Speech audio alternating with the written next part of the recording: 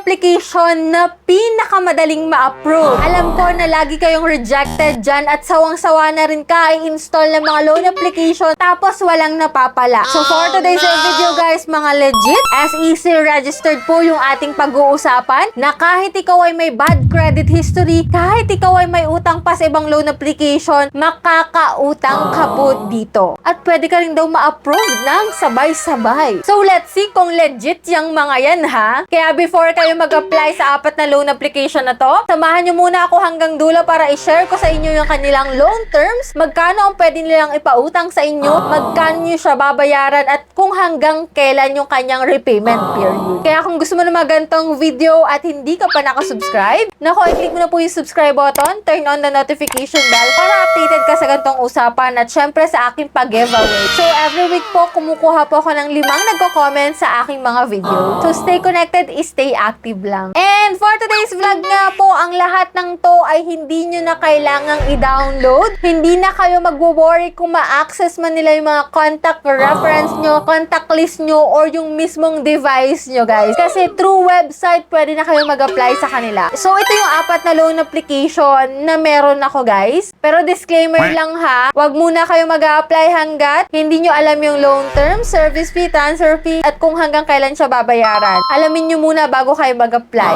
At ang una sa list natin ay si Honey Loan. First loan daw dito is umaabot ng 10,000 pesos. Repayment period daw is umaabot ng 91 days to 180 days. Siyempre, ang pros dito, madali ang application process. Pwede sa first-time borrower kasi beginner-friendly siya. May 0% promo para sa mga first loan nyo. Ang cons lang talaga ay hindi siya ganon kakilala. Bago pa lang kasi rin to. Kaunti pa lang din yung borrower review niya online. At kailangan nyo pa rin suriin yung actual fees niya. Kaya mas maganda talaga na silipin yung loan terms niya bago kayo mag-try dito. Nga pala guys, may application rin po ito na available sa App Store at sa Google Play Store. Kung ayaw nyo namang mag-download, pwede rin po kayong mag-direct dyan sa description box. Nandyan po yung kanyang link. Pangalawa sa list natin is si Cash Express. 7 days to 14 days. At yes, 0% interest po sa unang loan mo sa kanya. Maximum loan amount sa first timer is 10,000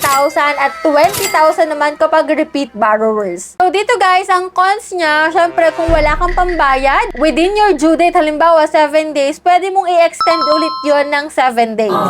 Simple lang din po ang application process at syempre agad-agad mong marireceive yung mauutang mo once na na-approve ka. Ang cons lang is medyo marami na rin pong reports about sa interest nito, kaya talagang dapat suriin ang actual fees niya at loan term para sigurado kayo. Pangatlo po sa list natin na yes, marami na rin pong na-approve dito, si MoneyCat. Pwede kang umutang ng up to 20,000 pesos, pero kapag ikaw po ay first time, medyo mababa lang po muna yung loan amount mo. So may pamimilian ka po dito na 7 days, 14 days, 21 days, up to 28 days to pay. At check nyo yung interest ha, medyo malaki daw. Huwag kayong mag-alala kasi SEC registered naman po ito. Mabilis ang approval. Once na-approve ka, agad-agad is nandun na sa account mo yung nautang mo. Yun nga lang talaga, ang cons niya is mataas po ang interest niya, lalo na kapag na-overdue ka, kaya magbayad on time. Marami na rin pong complaints about sa collection calls niya at lumalaki din po ang penalties dito kapag po late kang magbayad. Kaya ang payo ko lang, dapat kaya mong bayaran ang iyong due date bago ka umutang kay MoneyCat. Last but not the least sa list natin na top 4 na pinakamadali daw ma-approve is si Finbro. Ang pwede nyo mautang is from 1,000 to 10,000 pesos. So dun sa ads niya, nasa 15,000 na nga guys. First loan nyo po is 0%